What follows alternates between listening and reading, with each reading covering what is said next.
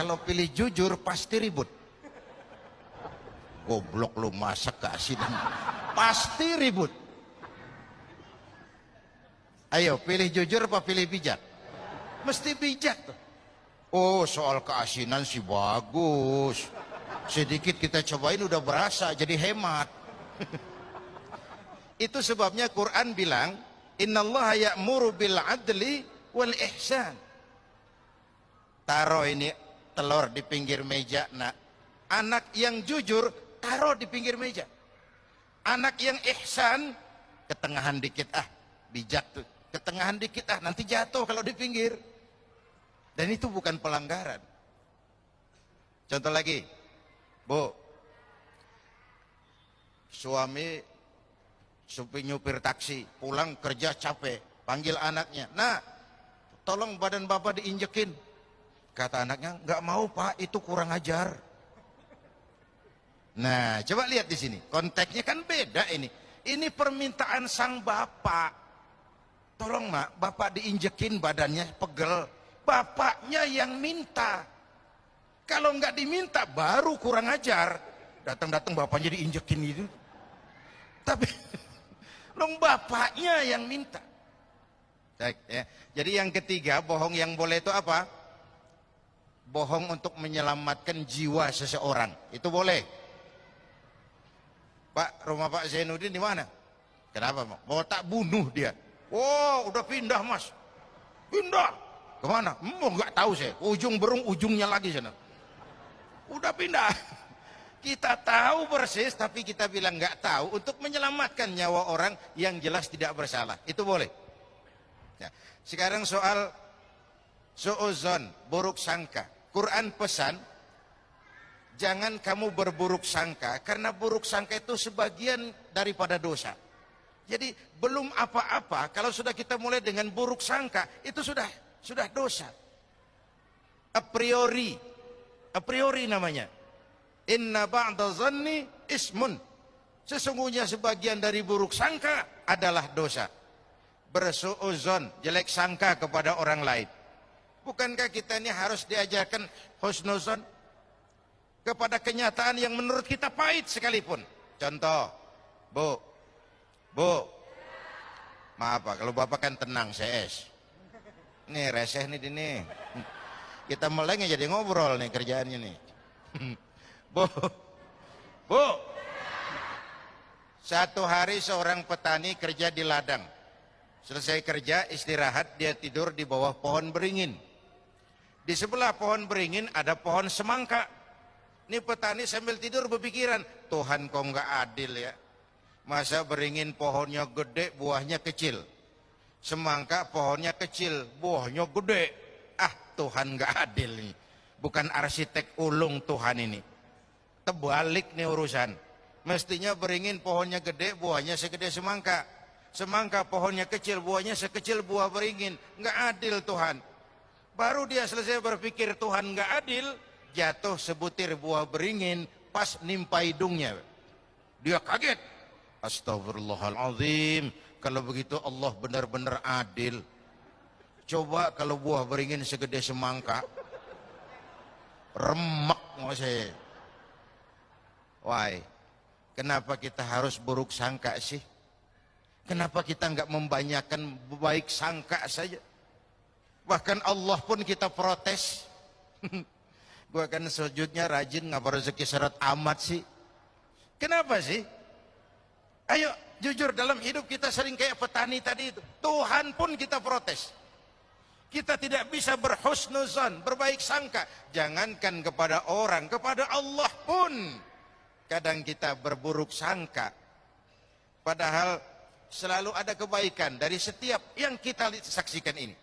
Perbanyaklah husnuzon, baik sangka, supaya hidup nggak capek. Bu, banyak-banyak baik sangka supaya hidup nggak capek. Kalau kita buruk sangka, hidup tuh capek Pak, capek ngelayanin orang yang nggak pukul lagu. Hei,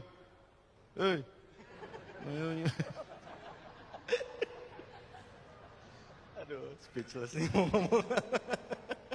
Tomak dari bahasa Arab to mim ain, tomak. Diterjemahkan ke bahasa Indonesia menjadi tamak, serakah, rakus. Kalau dalam dunia sio itu simbolnya monyet. Monyet, coba lihat monyet. Kasih pisang, makan. Penuh mulutnya, lemparin lagi, kakinya megang. Kasih lagi, tangannya nyepel. Mulut penuh, tangan megang, kaki megang, temennya sebelah dikasih, masih dirampas juga. Monyet. Itu yang bikin menghambat pemerataan pembangunan di Indonesia kan monyet-monyet serakah ini. Nah, puasa ini mengantisipasi sifat tomak itu dengan warok dan kona'ah, merasa cukup. Coba, ini kalau gini hari ini, apalagi 5:30 sebentar lagi nanti, kayaknya apa aja mau kita makan. Kayaknya kalau boleh orang lain jangan kebagian. Semua saja buat saya. Tapi nanti kena seteguk air, sepotong roti, selesai itu. Orang kaya, orang yang hidupnya cukup. Orang miskin, orang yang selalu merasa kurang. Itu tasawuf. Orang kaya, orang yang hidupnya cukup. Orang miskin, orang yang selalu merasa kurang. Maka sifat-sifat tomak tadi sudah digambarkan dengan hurufnya, Ustaz. Huruf to, mim, ain. Coba lihat. To tengahnya bolong. Mim tengahnya bolong. Huruf ain kalau berdiri sendiri, mulutnya nganga, perutnya gede. Oh, jadi orang tamak, mulutnya nganga, perutnya gede, bolong. Diisi seapapun nggak akan pernah cukup. Bu, itu yang Nabi isyaratkan. Lau anna libni Adam wadiyani min dhahabin labtagha lahu masalisan. Kalau manusia diberikan 2 ladang emas, puas? Tidak. Mereka akan cari ladang emas ketiga. Tidak akan penuh mulut manusia kalau belum dijejali dengan tanah di balik papan. Di balik papan itu papan di baliknya. Itu namanya balik papan. Itu sudah dijejali tanah baru tenang hidupnya. Dalam konteks dengan puasa, saya memang pernah bilang, dunia pendidikan bilang pendidikan akan lebih berhasil kalau bersifat audio visual. Saya kira itu arahnya. Ngajar anak berenang, bawa ke kolam. Ngajar anak naik sepeda, berikan sepedanya. Ngajar orang cinta fakir miskin, rasain lapar. Nggak bisa kan ngajar orang berenang di teori doang. Ke kolam nggak pernah. Teori hafal, sekali terjun gaya batu. Nggak nimbul lagi. Nah, yang saya maksud audio visual dalam konteks puasa tadi. Oh, iya. Yang Sudah terakhir jelas, Ibu, ya? apa tadi ya? Ya. Bagaimana kiat agar lisan di bulan Ramadan. Kiat menjaga lidah. Ya, sepanjang Ramadan banyak zikir, banyak baca Quran. Kalau diajak ngomongin orang, maaf lidah saya lagi puasa. Maaf kuping saya lagi puasa. Maaf mata saya lagi puasa. Bu, habis maghrib aja kalau ngomongin orang. Umpamanya. Tapi ya terlalu. Wong siang ditahan kok malah begitu ada peluang. Saya mau bilang gini sebenarnya. Kemampuan mengendalikan diri bukan pada waktu siang, Pak. Kenapa? Situasi dan kondisinya tidak menunjang puasa.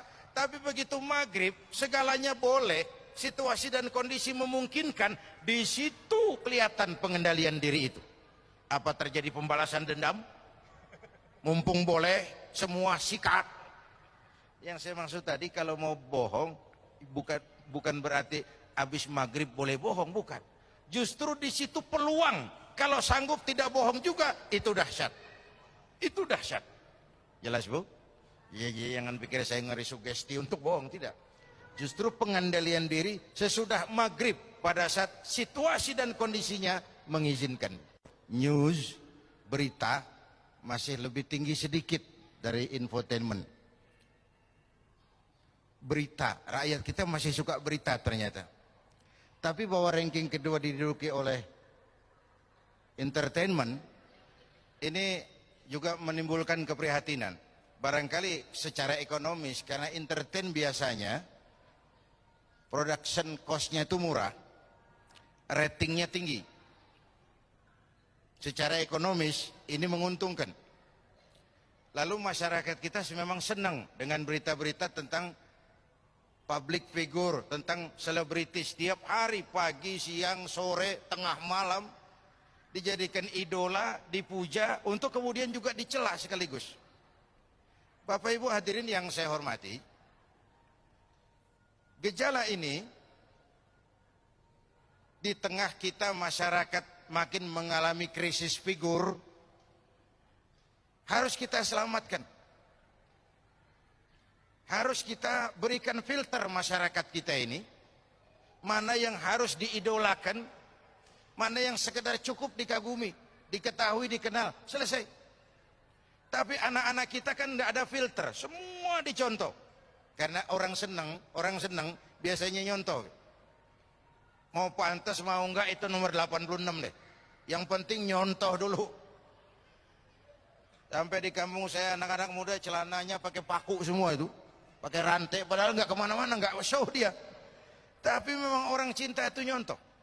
Nah, dalam kaitannya dengan gosip tadi, dengan berita-berita yang tidak benar tadi, inilah yang harus kita jadikan sebagai filter di tengah-tengah masyarakat kita. Jangan sampai masyarakat kita dibentuk oleh entertain. Sekali lagi, kita percaya bahwa entertain ini memang membuka banyak lapangan kerja. Tapi jangan sampai masyarakat kita dibentuk oleh yang namanya entertain ini. Karena begitu intensifnya penayangannya, sampai kadang-kadang setiap hari, tidak ada hari tanpa diisi dengan hal-hal seperti itu. Astaghfirullah minal khutuya. Assalamualaikum warahmatullahi wabarakatuh.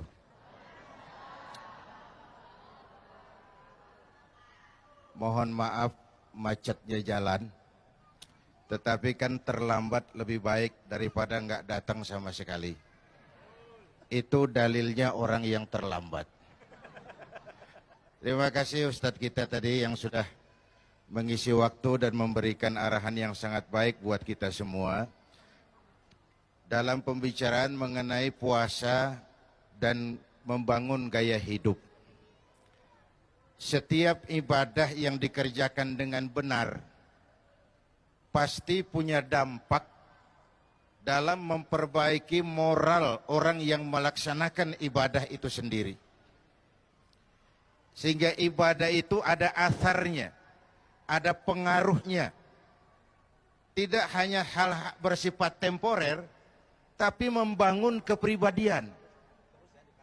Kalau Ramadan pakai jilbab, selesai Ramadan selesai jilbabnya, itu musiman. Itu belum membentuk kepribadian.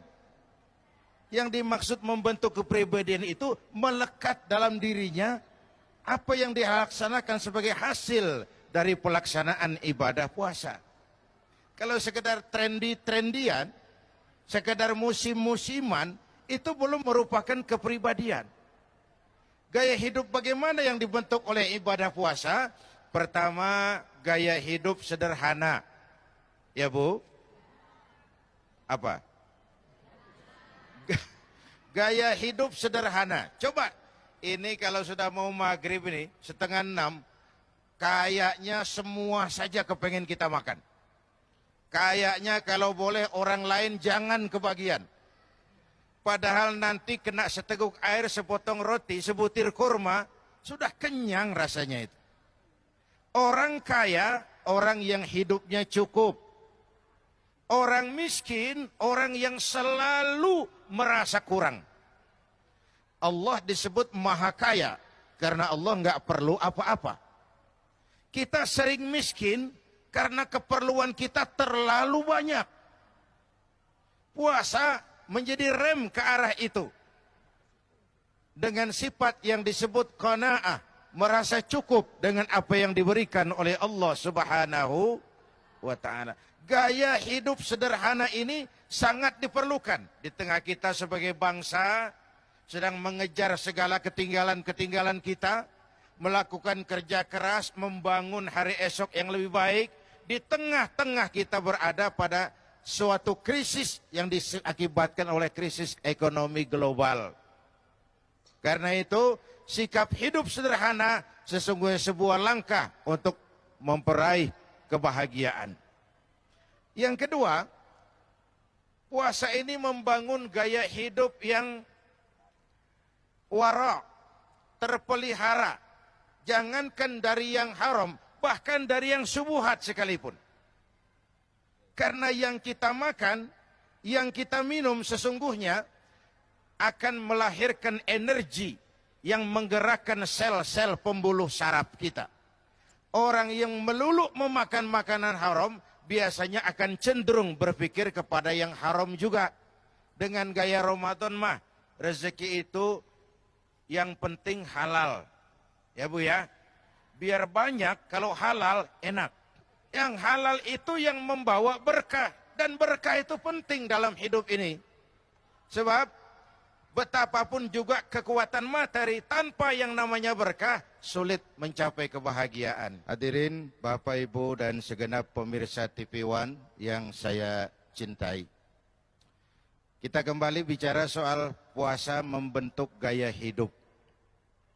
Sederhana, wara, dan yang ketiga, pandai memanfaatkan waktu secara efektif dan efisien. Tempo hari saya bilang penyakit bangsa kita yang agak kronis sekarang ini kan tiga. Kudis, kurap, kutil. Kudis, kurap, kutil. Sumber penyakitnya satu, kuman.